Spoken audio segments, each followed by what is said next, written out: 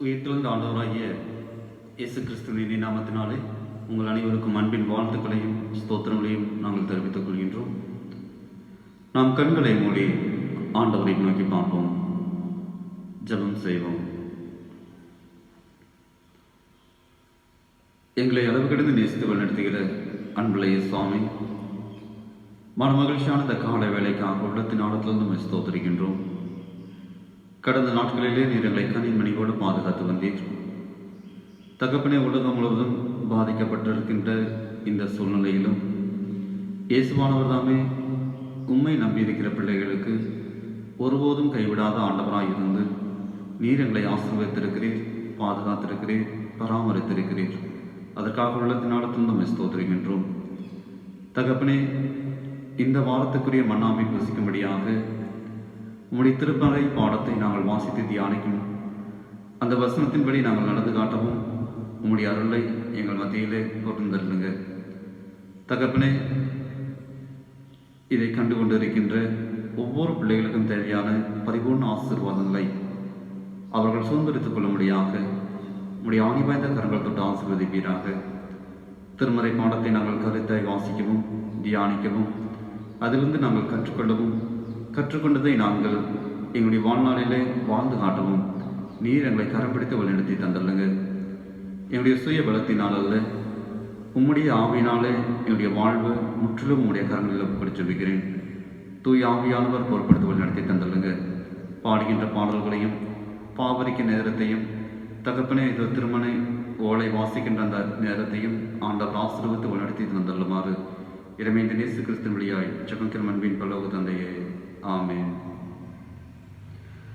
ஆண்டவருடைய நாமம் மையப்படும்படியாக கிறிஸ்துவ கீர்த்தனைகளில் 5வது கீர்த்தனை சர்வலோகாதிபா நமஸ்காரம் சர்வ சிருஷ்டிகரே நமஸ்காரம் என்ற பாடலை பாடி ஆண்டவருடைய நாமத்தை மகிமைப்படுத்துவோம்.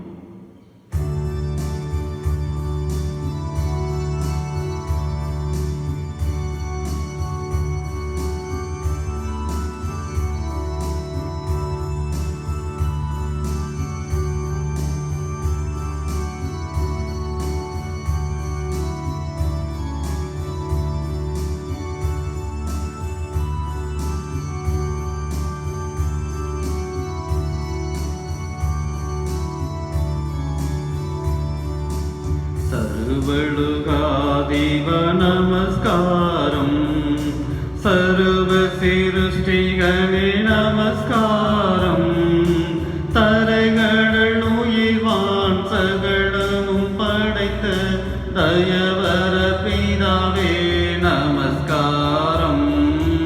தரைகடல் உயிர்வான் சகலமும் படைத்த தயவர பிதாவே நமஸ்காரம். திரு அவதாரா நமஸ்காரம், ஜகத்தின் ரட்சகனே நமஸ்காரம். தரணியின் மானுடர் உயிரடைந்தோங்க தருவினில் மாண்டோய் நமஸ்காரம். தரணியின் மானுடர் உயிரடைந்தோங்க தருவினில் மாண்டோய் நமஸ்காரம். பரிசுத்த ஆவி நமஸ்காரம், பரமச குருவே நமஸ்காரம். அருவியாயடியா அகத்தினில் வசிக்கும் அரிய சித்தே சதா நமஸ்காரம். அருவியாயடியா அகத்தினில் வசிக்கும் அரிய சித்தே சதா நமஸ்காரம். முத்தொழிலோனே நமஸ்காரம், மூன்றில் ஒன்றோனே நமஸ்காரம். கர்த்தாதி கர்த்தா கருணை சொரூபா நித்ய கிரியேகா நமஸ்காரம். கர்த்தாதி கர்த்தா கருணை சொரூபா நித்ய கிரியேகா நமஸ்காரம். சர்வலோகாதிப நமஸ்காரம் சர்வ சிருஷ்டிகளே நமஸ்காரம் தர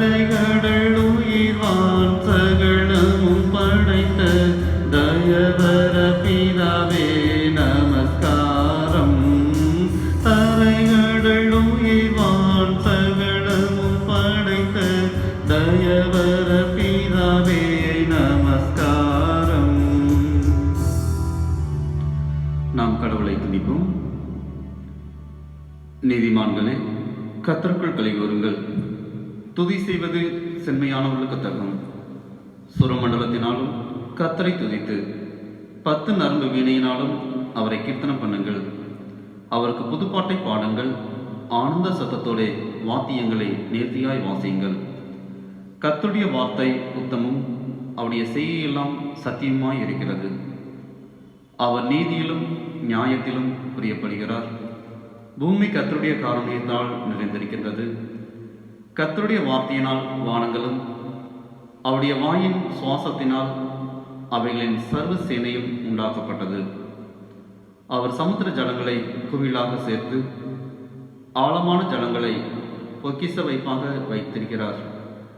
பூமியெல்லாம் கர்த்தருக்கு பயப்படுவதாக, உலகத்திலுள்ள குடிகளெல்லாம் அவருக்கு அஞ்சியிருப்பதாக. அவர் சொல்ல ஆகும், அவர் கட்டளையிட நிற்கும்.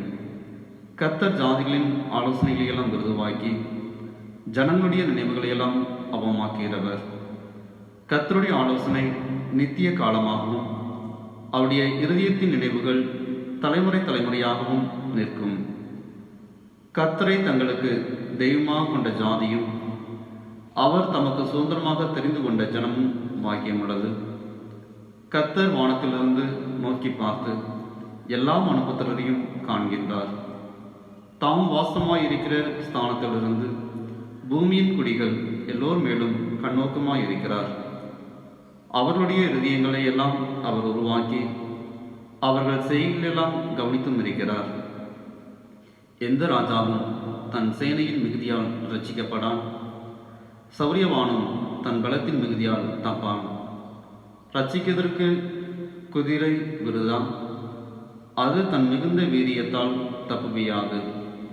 தமக்கு பயந்து தமது கிருபைக்கு காத்திருக்கிறவர்களின் ஆத்மாக்களை மரணத்திற்கு விலக்கி விடுக்கவும், பஞ்சத்தில் அவர்களை உயிரோடு காக்கவும் கர்த்தருடைய கண் அவர்கள் மேல் நோக்கமாயிருக்கிறது. நம்முடைய ஆத்மா கர்த்தருக்கு காத்திருக்கிறது. அவரே நமக்கு துணையும் நமக்கு கேடவும் ஆனவர். அவருடைய பரிசுத்த நாமத்தை நாம் நம்பியிருக்கிறபடியினால் நம்முடைய இருதயம் அவருக்குள் களிகூரும். கர்த்தாவே, நாங்கள் உம்மை நம்பியிருக்கிறபடியே உமது கிருபை எங்கள் மேல் இருப்பதாக. இன்றைய நாளுக்குரிய திருமறை பாடத்தை நாம் வாசிக்க கேட்போம். இன்றைய ஓய்வு நாளுக்கென வாசிக்க முடியாத தெரிந்து கொள்ளப்பட்ட நற்செய்தியின் திருமுறை பாடம் ரோமர் 8ஆம் அதிகாரம் வசனங்கள் 18 தொடங்கி 25 முடிய. ஆதலால் இக்காலத்து பாடுகள் இனி நம்மிடத்தில் வெளிப்படும் மகிமைக்கு ஒப்பிடத்தக்கவைகள் அல்லவென்று எண்ணுகிறேன். மேலும் தேவனுடைய புத்திரர் வெளிப்படுவதற்கு சிருஷ்டியானது மிகுந்த ஆவலோടെ காத்து கொண்டிருக்கிறது. அதேனென்றால் சிருஷ்டியானது அழிவுக்குரிய அடிமைத்தனத்தினின்று விடுதலையாக்கப்பட்டு தேவனுடைய பிள்ளைகளுக்குரிய மகிமையான சுயாதீனத்தை பெற்றுக்கொள்ளும் என்கிற நம்பிக்கையோடு அந்த சிருஷ்டியானது சுய இஷ்டத்தினாலே அல்ல, கீழ்ப்படுத்தினவராலேயே மாயைக்கு கீழ்பட்டு இருக்கிறது. ஆகையால் நமக்கு தெரிந்திருக்கிறபடி இதுவரைக்கும் சர்வ சிருஷ்டியும் ஏகமாய் தவித்து பிரசவ வேதனைப்படுகிறது. அதுவும் அல்லாமல் ஆவியின் முதற் பலன்களை பெற்ற நாமும் கூட நம்முடைய சரீர மீட்பாகிய புத்திர சுவிகாரம் வருகிறதற்கு காத்திருந்து நமக்குள்ளே தவிக்கிறோம். அந்த நம்பிக்கையினாலே நாம் ரட்சிக்கப்பட்டிருக்கிறோம். காணப்படுகிறதை நம்புகிறது நம்பிக்கை அல்ல. ஒருவன் தான் காண்கிறதை நம்ப வேண்டுவது என்ன? நாம் காணாததை நம்பினோமாகில் அது வருகிறதற்கு பொறுமையோட காத்திருப்போம் என்பதே. பாடம் வாசித்து தேவனே மகிமை உண்டாதாக. இறை செய்திக்கு ஆரம்பமாக நம் கண்களை மூடி ஆண்டவரை நோக்கி பார்ப்போம். ஜெபம் செய்வோம். இறை வார்த்தை நம்மோடு கூட பேசக்கூடாதபடி நம்மிடத்திலே தடையாயிருக்கின்ற நம்முடைய பாவத்தை நாம் ஆண்டவரிடம் அறிக்கையிடுவோம். நம்முடைய பாவங்கள் எப்பேற்பட்டதாக இருந்தாலும் இயேசு கிறிஸ்துவின் ரத்தம் சகல பாவங்களும் நீக்கி நம்மை சுத்திகரிக்கும் என்று வேதம் இவ்விதமாய் நமக்கு கற்றுக் கொடுத்திருக்கின்றது. நம்முடைய பாவத்தை மனத்தாழ்மையாக நாம் அறிக்கையிடுவோம். நாதனே கிருபை கூர் வேத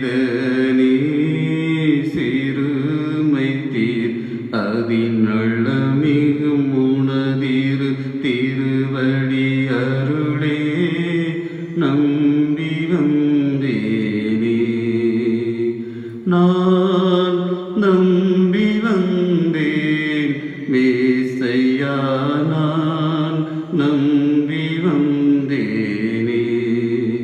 திவ்ய சரணம் சரணம் சரணம் ஐயா, நான் நம்பி வந்தேனே. அன்புடைய சுவாமி, உம்மை நாங்கள் நம்பி வந்திருக்கின்றோம். எங்களுடைய பாவங்களை நீர் முற்றிலுமாய் கழுவி உம்முடைய மகனாக மகளாக எங்களை அங்கீகரித்து உம்முடைய திருமறை பாடத்தை நாங்கள் வாசித்து தியானிக்கின்ற இந்த அரிய நேரத்தில் நீர் எங்களோடு கூட பேசுங்க, என்னுடைய உள்ளத்தை மாற்றுங்க. இந்த இயற்கையை நாங்கள் புரிந்து கொள்ள நீர் எங்களுக்கு கற்றுக் கொடுங்க. இறைமைந்த இயேசு கிறிஸ்துவினுடைய ஜெபங்கள் அன்பின் பல்லவ தந்தையே, ஆமென். அகில உலகத்தையும் படைத்த ஆண்டவராய் இயேசு கிறிஸ்துவின் இனிய நாமத்தினாலே உங்கள் அனைவருக்கும் அன்பின் வாழ்த்துக்களையும் ஸ்தோத்திரங்களையும் CSI இம்மானுவேல் ஆலயத்தின் சார்பாக நாங்கள் தெரிவித்துக் கொள்கின்றோம். பிரியமானவர்களே, நாம் வாசி கேட்ட திருமறை பாடம் ரோமர் 8ஆம் அதிகாரத்திலே 22வது வசனத்திலே விதமாக எழுதப்பட்டிருக்கின்றது. நமக்கு தெரிந்திருக்கிறபடி இதுவரைக்கும் சர்வ சிருஷ்டியும் ஏகமாய் தவித்து பிரசன வேதனைப்படுகின்றது. அதே அதிகாரத்தில் 18வது வசனத்தை வாசிக்கும் பொழுது, இக்காலத்து பாடுகள் இனி நம்மிடத்தில் வெளிப்படும் மகிமைக்கு ஒப்பிடத்தக்கவைகள் அல்லவென்று எண்ணுகின்றேன். மேலும் தேவனுடைய புத்திரர் வெளிப்படுவதற்கு சிருஷ்டியானது மிகுந்த ஆவலோடு காத்து கொண்டிருக்கின்றது. சிருஷ்டியானது அழிவுக்குரிய அடிமைத்தனத்தினின்று விடுதலையாக்கப்பட்டு தேவனுடைய பிள்ளைகளுக்குரிய மகிமையான சுயாதனத்தை பெற்றுக்கொள்ளும் என்கின்ற நம்பிக்கையோடு அந்த சிருஷ்டியானது சுய இஷ்டத்தினாலே அல்ல, கீழ்ப்படுத்தலாலே மாயைக்கு கீழ்ப்பட்டிருக்கின்றது. அன்பானவர்களே, ஆதியாகமத்தின் புத்தகத்தை வாசிக்கும் பொழுது தேவன் பூமியை உருவாக்கினார். தேவன் தன்னுடைய வாயின் வார்த்தையினாலே உலகத்தில் இருக்கின்ற அனைத்து விதமான இயற்கைகளையும் மரங்களையும் செடிகளையும் கொடிகளையும் தன்னுடைய வாயின் வார்த்தையினாலே அதனை அனைத்தையும் அவர் உருவாக்கி அவர் உலகமாகவே இருந்திருக்கிறார் என்று வேதாகமும் நமக்கு போதிக்கப்பட்டிருக்கின்றது. அந்த வார்த்தை புதிய ஏற்பாட்டின் காலத்திலே இயேசுவானவராக வெளிப்பட்டார் என்று யோவான் எழுதின நற்செய்தி நூலிலே நாம் வாசிக்க கேட்கின்றோம். இந்த உலகம் முழுவதும் தேவனால் ஆளுகைக்குட்பட்டு தேவன் இந்த உலகமாகவே இருந்து கொண்டிருக்கிறார் என்றால் இயற்கையும் தேவனோடு ஒப்பிடப்படுகின்றது. இயற்கையும் தேவனாகவே இருந்திருக்கிறது. தேவனாய் இருக்கின்ற இந்த உலகத்துக்குள் நீங்களும் நானும் தேவ சாயலால் உருவாக்கப்பட்டு தேவனால் வாழ்ந்து கொண்டிருக்கின்றோம். இன்றைய நாளிலும் தென்னிந்திய திருச்சபையின் வழியாக நமக்கு கொடுக்கப்பட்டுள்ள தலைப்பு சுற்றுச்சூழல் என்ற தலைப்பின் கீழாக நாம் வாசிக்க கேட்ட அந்த திருமறை பாடத்தின் வழியாக நீங்களும் நாம் சிந்தித்து பார்க்க கடமைப்பட்டிருக்கின்றோம். சர்வ சிருஷ்டியும் உலகத்தில் இருக்கின்ற அனைத்து விதமான பொருள்களும் ஏகமாய் தவித்து பிரசவ வேதனைப்படுகின்றது. உலகத்திலேயே அதிகமான வேதனை நிறைந்த ஒரு வாழ்வு ஒரு பெண்மணி பிரசவ வேதனை என்று குறிப்பிடப்படுகின்றது. அந்த பெண்மணி அவ்வளவு பிரசவ வேதனைப்படும் பொழுது ஒரு புதிய உயிர் இந்த உலகத்துக்குள்ளாக கடந்து வருகின்ற அந்த சூழ்நிலை, அந்த பிரசவ வேதனையும் ஏன் வருகிறது என்றால் ஆதியாகமத்தின் புத்தகத்தை வாசிக்கும் பொழுது தேவன் ஏவாளுக்கு தருகின்ற அந்த கட்டளை, நீ வேதனையோடு பிள்ளையை பெறுவாய். ஒரு மனிதன் தவறு செய்யும் பொழுது அந்த தவறுக்குரிய தண்டனையை மனிதன் ஏற்றுக்கொள்கின்றான்.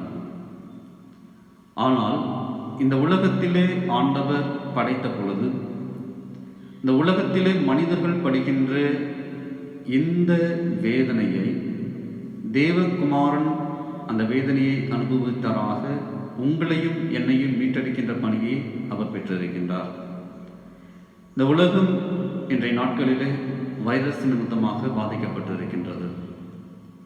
வைரஸ் நிமித்தமாக பாதிக்கப்பட்டிருக்கின்ற இந்த உலகத்தின் மக்கள் இந்த உலகம் முழுவதும் ஊரடங்கு என்ற ஒரு வார்த்தையின் கீழாக அமைதியாக இல்லத்துக்குள் இருந்து கொண்டிருக்கின்ற இந்த சூழ்நிலைகள். இந்த சூழ்நிலைகளை நீங்களும் நாமும் கவனித்து பார்க்க வேண்டும் என்றால், உலகத்தில் இருக்கின்ற சர்வதிகாரி கூட தன்னுடைய கட்டளைகளினால் இந்த உலகத்தை கட்டுப்படுத்த இயலவில்லை.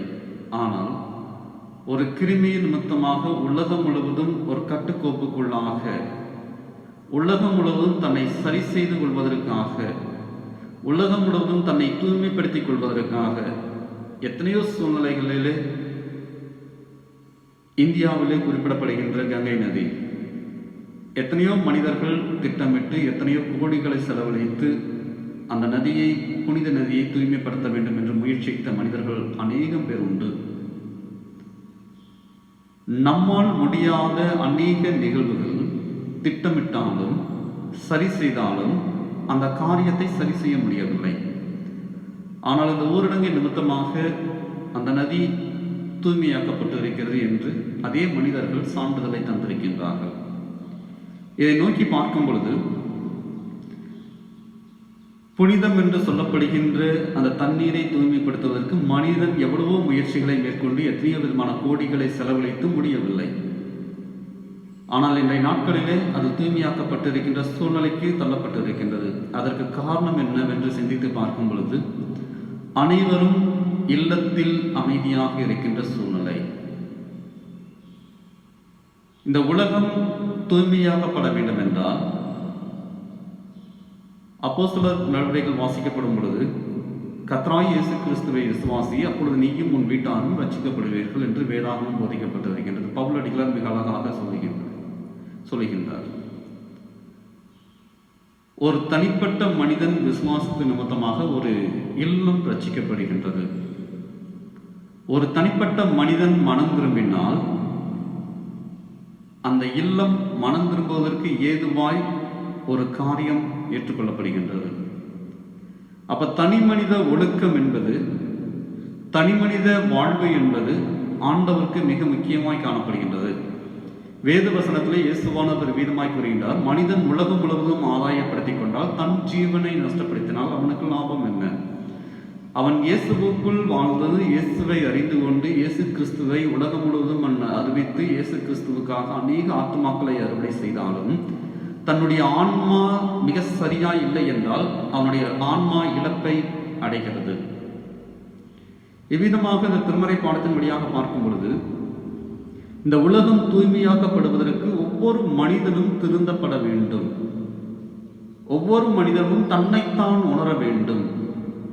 என்னுடைய வாழ்விலே காணப்படுகின்ற குறைகளை நான் திருத்திக் கொள்ள முயற்சிக்க வேண்டும்.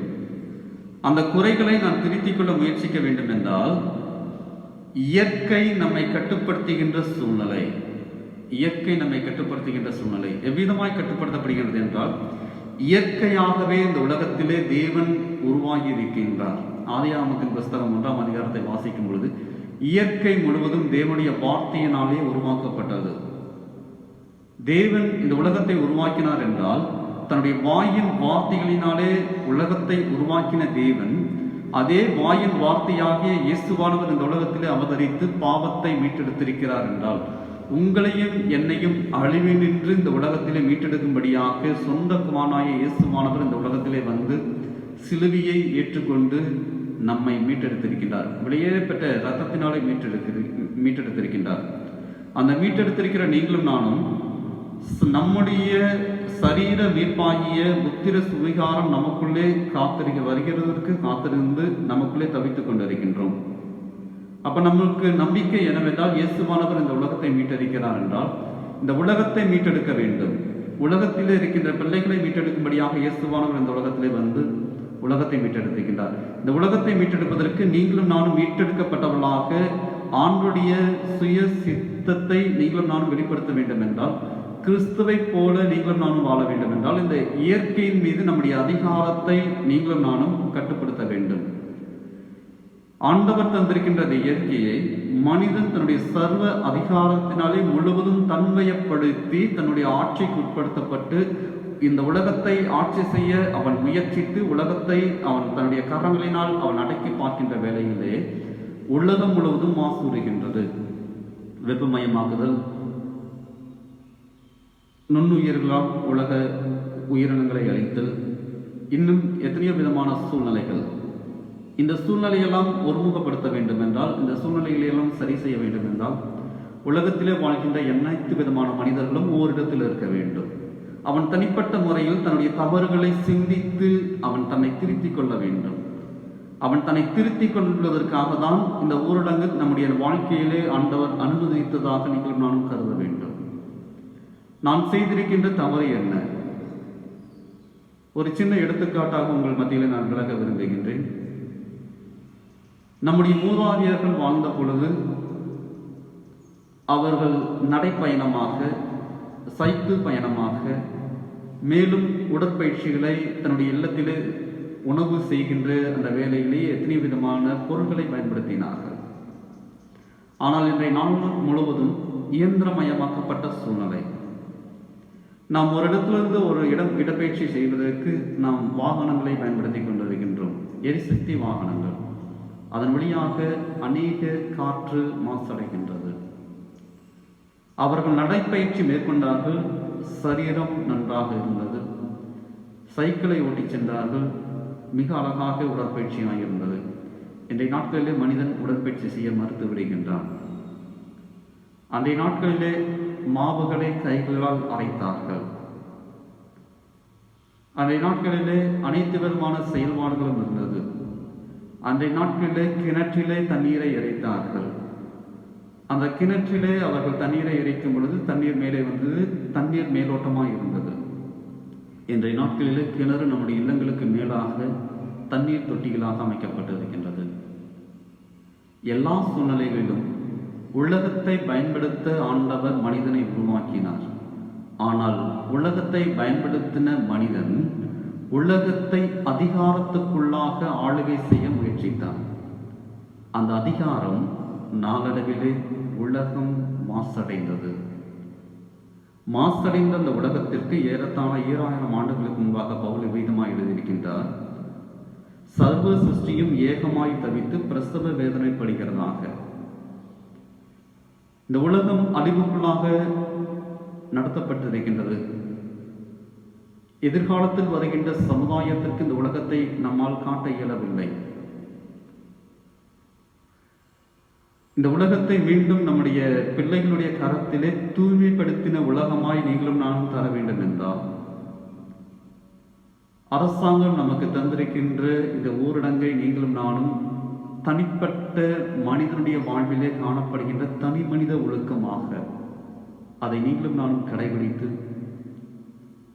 பிரசவ வேதனைப்படுகின்ற இந்த உலகத்தை மீட்டெடுக்கின்ற உன்னதமான பணியை ஆண்டவர் இன்றைய நாட்களிலே நம்முடைய கரங்களிலே தந்திருக்கின்றார். அது ஏனென்றால் கிறிஸ்துவை உடைகின்ற மனிதனால் முடியும். இது அரசாங்கம் நமக்கு தந்திருக்கின்ற கட்டளையாய் நீங்களும் நானும் உலகத்தின் ரீதியாக பார்த்து கொண்டிருக்கின்றோம். ஆனால் ராஜாக்களை தள்ளி ராஜாக்களை ஏற்படுத்துகின்ற கடவுள் நம்மை ஆளுகை செய்கின்ற மனிதர்கள் வழியாக நம்மை கட்டுப்படுத்துகின்றார். ஏனென்றால் ஒவ்வொரு மனிதனும் சர்வதிகாரம் எண்ணமுடைய மனிதனாக இந்த உலகத்திலே வாழ்ந்து கொண்டிருக்கின்றோம். நான் நினைத்தது செய்ய வேண்டும், நான் நினைத்தது நடக்க வேண்டும், நான் என்ன சொல்லுகின்றனோ அதுபடி இந்த உலகம் கேட்க வேண்டும் என்று. ஆனால் இந்த உலகத்திலே உயிரோட்டமாய் வாழ்ந்து கொண்டிருக்கின்ற இறைவன் மீது நம்முடைய அதிகாரத்தை செலுத்தும் பொழுது இறைவன் நம்மை சரி செய்ய முயற்சிக்கின்றார். இறைவன் நம்மை சரி செய்ய முயற்சிக்கின்றார். சரி செய்யும் பொழுது நம்மை நாம் நம்முடைய நிலைகளிலிருந்து சிந்தித்து பார்ப்பதற்காக, தியானிப்பதற்காக இந்த அரிய தருணத்தை ஆண்டவர் நம்முடைய கரங்களிலே கொடுத்திருக்கின்றார்.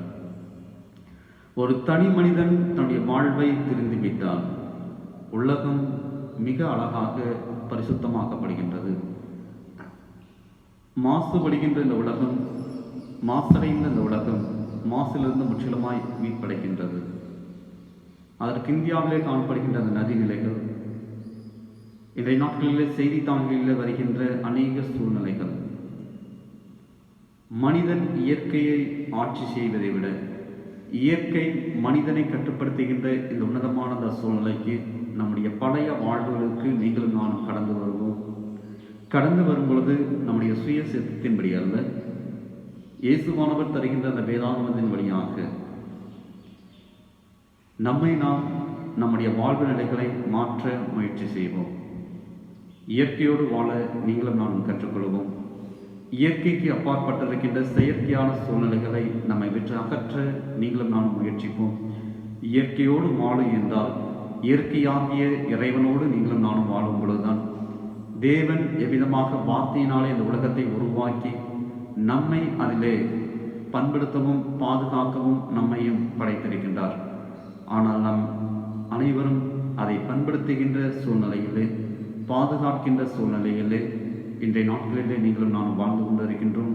இந்த உலகத்தை பாதுகாப்போம். நம்முடைய எதிர்கால மக்களுக்காக, எதிர்கால சந்ததிகளுக்காக இந்த உலகத்தை தெரிவோம். ஏனென்றால் ஆபிரகாமின் தேவனும் ஈசாக்கின் தேவனும் யாக்கோபின் தேவனுமாயிருந்து இயேசுவானவர் நேற்றும் இன்றும் என்றும் மாறாதவராக நமக்கு மாத்திரம் அவன் தேவன் அல்ல, நம்முடைய பிள்ளைகளுக்கும் நம்முடைய பேர குழந்தைகளுக்கும் நம்முடைய எதிர்காலத்துக்கும் அவர் தேவனாய் இருந்து நம்முடைய பிள்ளைகளையும் வழிநடத்த அவர் வல்லவராய் இருக்கின்றார். ஆகவே அநேக இடங்களிலே இந்த சூழ்நிலைகளை மையப்படுத்தி ஆண்டுடைய வருகை மிக சமீபமாய் இருக்கிறது என்று கூறிக்கொண்டிருக்கின்றார்கள்.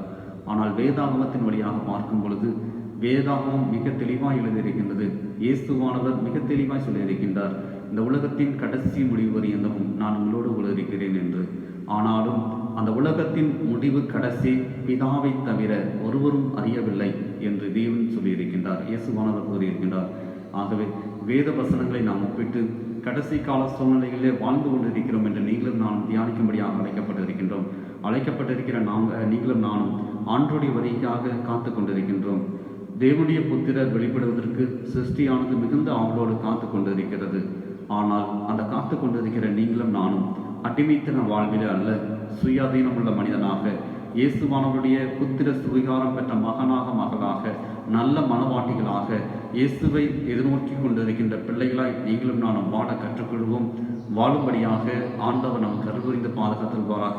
இயேசு கிறிஸ்துவின் இரத்தம் சகல பாவங்களை நீக்கி நம்மை சுத்திகரிக்கும் என்றால் நீங்களும் நானும் அறிந்து செய்த பாவங்கள், அறியாமல் செய்த பாவங்கள் எப்பேற்பட்ட பாவமாய் இருந்தாலும் இந்த உலக அழிவில் நின்று நீங்களும் நானும் நம்மளையும் அறியாமல் செய்து கொண்டிருக்கின்ற அநேக ஆடம்பர வாழ்விலிருந்து நீங்களும் நானும் நம்மை சரி செய்து, நான் தனிப்பட்ட மனிதனாக என்னை சரி செய்யும் பொழுது என்னை கண்டு என்னுடைய பிள்ளைகள் சரி செய்கின்றார்கள், என்னுடைய மனைவி சரி செய்கின்றார், என்னுடைய உறவின் பிள்ளைகள் சரி செய்கின்றார்கள்.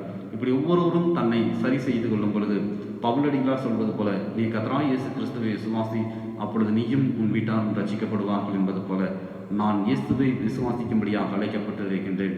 அழைக்கப்பட்ட அந்த அழைப்பிலே விசுவாச வாழ்விலே என்னை நான் பலப்படுத்தும் பொழுது நான் மாத்திரமல்ல, என்னை சுற்றி இருக்கின்ற அநேகரும் ரட்சிப்பதற்காக வழிநடத்தப்படுகின்றார்கள். இந்த விசுவாச வாழ்க்கையோடு உலகத்தை சரி செய்கின்ற உன்னதமான பணியை, அந்த உலகம் பிரசவ வேதனைக்குள்ளாகப்பட்டிருக்கின்ற இந்த சூழ்நிலையிலே அது மிக அழகாக ஒரு புதிய உலகத்தை உருவாக்கும்படியாக நீங்களும் நானும் ஆண்டவருடைய பலத்த கரத்துக்குள்ளாக அடங்கியிருப்போம்.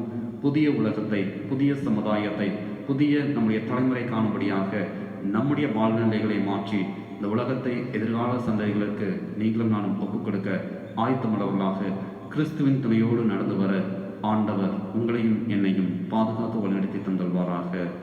ஆமென். நம் கண்களை மூடி ஆண்டவரை நோக்கி பார்ப்போம். அன்புடைய சுவாமி, இந்த உலகத்திலே வாழ்ந்து கொண்டிருக்கிற நாங்கள் இந்த உலகமாய் இருக்கின்ற உம்மிடத்திலே உமக்குள்ளாக வாழ்ந்து கொண்டிருக்கின்றோம். இந்த உலகத்தின் மீது நாங்கள் அதிகாரம் செலுத்த தகுதியற்றவர்கள். ஆனாலும் தகப்பனே, இந்த உலகத்தை பயன்படுத்தவும் பாதுகாக்கவும் நீர் எங்களுக்கு அதிகாரம் தந்திருக்கிறீர். இந்த உலகத்தை நாங்கள் பயன்படுத்துகின்ற வேளையிலே இந்த உலகத்திற்கு நாங்கள் எந்த சூழ்நிலையிலும் எந்த ஒரு தவறான காரியத்தையும் நாங்கள் செய்து விடாதபடி எங்களை நாங்கள் திருத்திக் கொள்ள, தனிப்பட்ட வாழ்விலே எங்கள் சூழ்நிலைகளை நாங்கள் மாற்றிக்கொள்ள நீர் எங்களுக்கு கற்றுக் கொடுங்க. தகப்பனே, இதோ நாங்கள் அதிகாரமிக்க மனிதர்களாக அல்ல, அன்பு செலுத்துகின்ற மனிதர்களாய் மாற நீர் எங்களை கற்றுக் கொடுங்க. நீர் இந்த உலகத்திலே உம்முடைய சொந்த மகனை தகப்பனே அதிகாரம் செலுத்துவதற்காக அல்ல, அன்பின் நிமித்தமாக இயேசுவானவரை இந்த உலகத்திலே அனுப்பி இயேசுவானுடைய திரு ரத்தத்தினாலே நீர் எங்களை மீட்டெடுத்திருக்கின்றீர். மீட்டெடுக்கப்பட்டிருக்கிற நாங்கள் அதற்குரிய பாத்திரவான்களாய் நடந்து கொள்ள உம்முடைய பேரலை எங்கள் மத்தியிலே தந்து எங்களை தொடர்ந்து கரம் பிடித்து வழிநடத்தி தந்துடுங்க. எனவே இந்த நேச கிறிஸ்துவனுடைய செம்மக்கல் மண்பின் பலவு தந்தையே, ஆமென். திருச்சபையின் அறிவிப்புகளை வாசிக்க கேட்போம். தென்னிந்திய திருச்சபை கோவை திருமண்டலம் ஈரோடு பட்டகையை சார்ந்த சிஎஸ்ஐ காஞ்சி கோயில் பௌத்த சேகரத்திலே வாசித்து வருகின்ற சிஎஸ்ஐ இமானுவேல் ஆலயத்தில் உறுப்பினராக இருக்கின்ற திருவாளர் ஜார்ஜ் திருமதி ராஜலட்சுமி என்பவருடைய மகன் செல்வன் கிங் ஜெபர்சன் அவர்களும், நமது திருமண்டலத்தை சார்ந்து சிஎஸ்ஐ பிரபு நிர்வாகத்தில் உறுப்பினராக இருக்கின்ற திருவாளர் புவியரசு திருமதி ரெஜினா அவர்களின் மகள் செல்வி சோனா என்பவர்களும் திருமணம் செய்து கொள்ள இருக்கிறார்கள் என்பதை உங்களுக்கு அறிவிக்கின்றேன். இவர்கள் இத்திருமணத்தில் இணையக்கூடாதபடி நியாயமான காரணமாவது தடையாவது உண்டென உங்களில் யாருக்காவது அறிந்திருந்தால் அதை சபையின் குருவானவருக்கு எழுத்து மூலம் தெரிவிக்க கேட்டுக்கொள்ளப்படுகிறார்கள். இது இவர்களுக்கு முதலாம் அறிவிப்பு. ஜெபம் செய்வோம். அன்புடைய சுவாமி, திருமணத்திற்காக ஆயத்தப்பட்டு கொண்டிருக்கின்ற இரு இல்லத்தின் பிள்ளைகளையும் திருமணத்திலே இணையும்படியாக காத்து கொண்டிருக்கின்ற மகனையும் மகளையும் உம்முடைய கரங்களில் நாங்கள் ஒப்புக்கொண்டு ஜெபிக்கின்றோம். ஏற்ற வேளையிலே உம்முடைய சன்னிதானத்திலே அவர்கள் வாக்குறுதிகளை தரவும், அந்த வாக்குறுதிகளை வாழ்நாள் முழுவதும் உம்முடைய நாமம் மகிமைப்படுவதற்காக அவர்கள் வாழ்ந்து காட்டவும் உம்முடைய பேர்களை கொண்டு பயன்படுத்தி பாதுகாத்துக் கொள்ளுங்க. இருளத்தின் பிள்ளைகளையும் ஆண்டவர் ஆசீர்வதிப்பீராக. இருளத்தின் பிள்ளைகளுக்கும் தேவையான சரீர சுகத்தையும் பொருளாதாரத்தையும் நீர் பொருட்படுத்தி வழிநடத்தி தந்துடுங்க. அதனை நடத்தி கொடுக்கின்ற ஆயர்களுக்காக நன்றி செலுத்துகின்றோம். தூய் ஆவியாருடைய பிரசனம் தகப்பனே அந்த திருச்சபையிலே காணப்படவும், ஆயர் அதை பெற்றுக்கொண்டு அந்த மக்களை ஆசீர்வதிக்கவும் ஆண்டவர் ஆசீர்வதிப்பீராக. தொடர்ந்து வழிநடத்தி தந்துடுங்க. எனவே இந்த நேச கிறிஸ்துவனுடைய செம்மக்கல் மண்பின் பலவு தந்தையே, ஆமென். நாம் கண்களை மூடி ஆண்டவர் நினைக்க பார்ப்போம். எல்லா நன்மைக்கும் ஒன்றுக்கும் காரணமாயிருக்கிற அன்புடைய சுவாமி, மனமகிழ்ச்சியான இந்த நாளுக்காக உள்ள நாளத்தில் நம்மை ஸ்தோத்திரிக்கின்றோம். தகப்பனே, உலகம் முழுவதும் ஊரடங்கு அந்த நிலையில் இல்லத்துக்குள் அமர்ந்திருந்து அநேக காரியங்களை நாங்கள் எங்களுடைய வேலைகளை செய்து கொண்டிருக்கின்ற இந்த நேரத்திலும் உலகம் தன்னை சுத்திகரிக்கப்படுவதற்கு என்று தெரிந்து கொள்ளப்பட்ட இந்த நாட்களுக்காக நன்றி செலுத்துகின்றோம். தகப்பனே, ஏன் இந்த சூழ்நிலை என்று நாங்கள் சிந்தித்து விடாதபடி தேவன் எங்களுடைய வாழ்விலே இதை தந்திருக்கின்றார். உலகம் உருவான நாள் முதல் கொண்டு இந்நாள் வரைக்கும் உலகத்தை தூய்மைப்படுத்துவதற்கென்று எங்களை நீர் தேர்ந்தெடுத்திருக்கின்றீர். அது உலகத்தை தூய்மைப்படுத்துவதற்காகவும் எங்களுடைய உள்ளத்தை தூய்மைப்படுத்துவதற்காகவும் நீர் தந்திருக்கின்ற அந்த நாட்களை நினைத்து நாங்கள் நன்றி செலுத்துகின்றோம். தகப்பனே, இதோ எங்களையும் அறியாமல் செய்த அநேக தவறுகளை உம்முடைய திரு ரத்தத்தினாலே கழுவி சுத்திகரித்து உம்முடைய மகனாக மகளாக எங்களை மாற்றுங்க. எங்களை நாங்கள் திருத்திக் கொள்ளவும், எங்கள் வழியாக அநேக பிள்ளைகளை நாங்கள் திருத்தவும் நீர் எங்களை எடுத்து பயன்படுத்துங்க. தகப்பனே, உம்முடைய திரு ரத்தத்தினாலே எங்களை மகனாக மகளாக நீர் கழுவி அங்கீகரித்திருக்கிறீர். ஒவ்வொருவரையும் ஆண்டவர் ஆசீர்வதிப்பீராக. எதிர்கால சந்ததிகளுக்கு இந்த உலகத்தை நீர் படைத்த விதமாக நாங்கள் விட்டுச் செல்வதற்கு எங்களுடைய ஆவி, ஆன்மா, சரீரம் அனைத்தையும் உடைய கரங்களில் ஒப்புக்கொண்டு ஜெபிக்கிறேன். ஆண்டவர் எங்களை மாற்றுவீராக. தகப்பனே, உம்முடைய மகன் என்ற அங்கீகாரத்தை பெற்றுக்கொண்டிருக்கிற நாங்கள் ஆபிரகாமுக்கு தந்த அதே ஆசீர்வாதத்தை எங்களுடைய எதிர்கால பிள்ளைகளுக்கும் நாங்கள் வைத்துச் செல்ல நீர் எங்களை எடுத்து பலப்படுத்துவீராக. எங்களை ஆசீர்வதிப்பீராக. தொடர்ந்து வழிநடத்தி தந்துடுங்க. இந்நாள் வரைக்கும் கனிமணி போல பாதுகாத்த தேவன் இனி வருகின்ற காலங்களிலும் இம்மானுவேலராக எங்களோடு கூட நீர் கூட பயணித்து எங்களை கரம்பிடித்து வழிநடத்தி தகப்பனே, இதோ அந்த அருமையான அந்த கானான் தேசத்துக்குள்ளாக நாங்கள் அடியெடுத்து வைக்கும்படியாக இந்த பூவுலக வாழ்க்கையிலே நடந்து வருகின்ற எங்களுடைய வாழ்வு முறைகளை நீர் பாதுகாத்துக் கொள்ளுங்க. எல்லா சூழ்நிலைகளிலும் நீர் எங்களோடு கூட இருங்க. எங்களை தொடர்ந்து கரம்பிடித்து வழிநடத்தி தந்துள்ளுங்க. எனவே இந்த இயேசு கிறிஸ்துவனுடைய செம்மக்கல் மண்பின் பரலோக தந்தையே, ஆமென். நம்முடைய ஆண்டவராகிய இயேசு கிறிஸ்துவினுடைய கிருபையும் பிதாவாகிய தேவனுடைய அன்பும் தூய ஆவியானவருடைய வழிகாட்டலும் அரவணைப்பும் நம் அனைவரும் தொடர்ந்து பாதுகாத்தல்வாராக.